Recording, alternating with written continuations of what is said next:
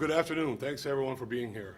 Today, we announced the outcomes of a successful multi-agency investigation focused on identifying and arresting those who use the internet to sexually exploit children, Operation Valiant Nights.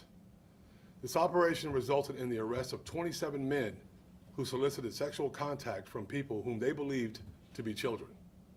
This undercover operation began on April 24, 2024, and ended on April 28, 2024. The success of this operation exemplifies the strong law enforcement partnerships with our local, state, and federal law enforcement agencies here in Northeast Florida. During this multi-agency operation, JSO ICAC detectives worked together with investigators and agents from the following agencies whose agency heads or representatives stand on stage with me today: the Federal Bureau of Investigation, Homeland Security Investigations, the Intercept Task Force, the Naval Criminal Investigative Services, Sheriff Cook from the Clay County Sheriff's Office, Sheriff Hardwick from the St. Johns County Sheriff's Office, the Bay County Sheriff's Office, U.S. Marshal Service, Mike Williams from FDLE, the State Attorney's Office, and the U.S. Attorney's Office. The objective of this operation was to identify and arrest suspects who solicit children to engage in sexual acts using electronic devices. Undercover detectives posing as children chatted online with these adults. These adults solicited sexual activity and committed to engaging in sex acts with purported minors at prearranged locations. Once these adults arrived at these locations to meet these minors, they were immediately arrested. 24 child predators who traveled to meet minors were arrested during this operation, and 3 additional predators were arrested after follow-up investigations were conducted. The men arrested range in age from 19 to 69 years old. As you can see from these photographs, these men run the gamut of ages, backgrounds, and races. These predators were arrested for a combination of serious felonies, including coercing sexual activity for human trafficking, which is a first-degree felony, and several others. Among the 27 individuals who were arrested in this predator sting was Kevin Pierce. Pierce was employed as a maintenance worker by the Duval County Public Schools at the time of his arrest. He traveled to a prearranged location with the intent of engaging in sexual conduct with a 13-year-old child. Chad Sadlowski, a respiratory therapist, traveled with the intent of engaging in sexual activity with an 8-year-old child. Let that sink in, an 8-year-old.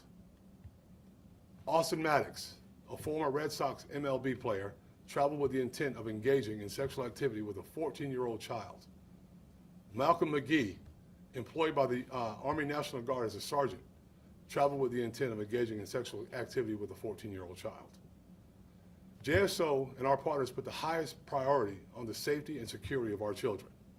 As the internet provides new and frightening opportunities for predators to victimize our children, our investigators, along with those of our partner agencies, will continue to proactively identify and apprehend child predators before they have the opportunity to act upon their perversions. Our children deserve our protection, and JSO and our partner agencies will continue to conduct these sting operations to stop child predators from harming our children. And I'll answer what I can at this time. Janice?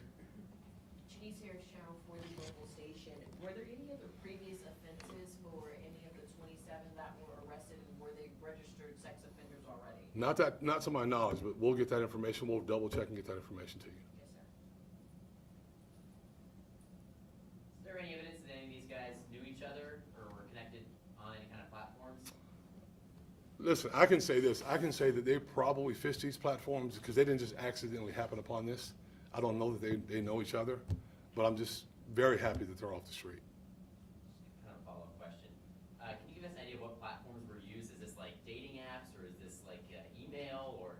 I'm not going to share that right now. I like to keep that amongst the agencies here so that we can continue to work these cases and continue to target these people that want to target our kids.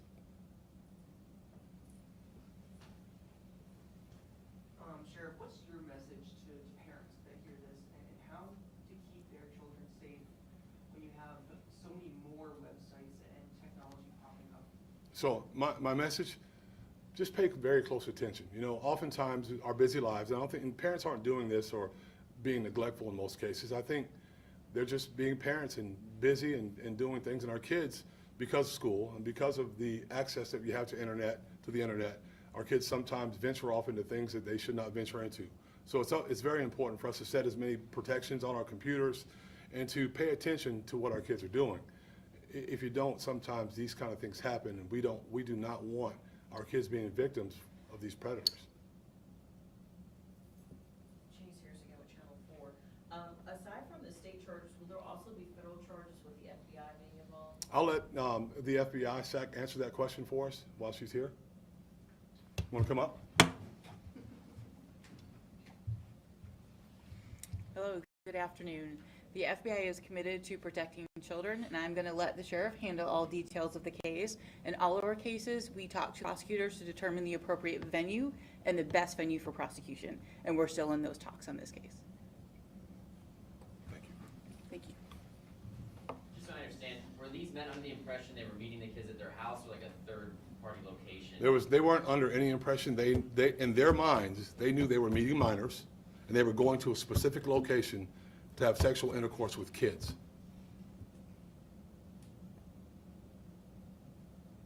Thank you very much. Appreciate you being here. The sting operation led to the arrest of 27 individuals, including Maddox, who is now facing 4 felony charges.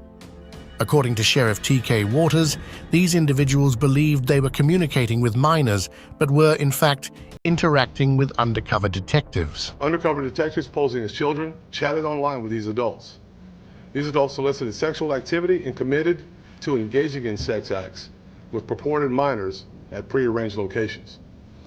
Once these adults arrived at these locations to meet these minors, they were immediately arrested. 24 child predators who traveled to meet minors were arrested during this operation, and 3 additional predators were arrested after follow-up investigations were conducted.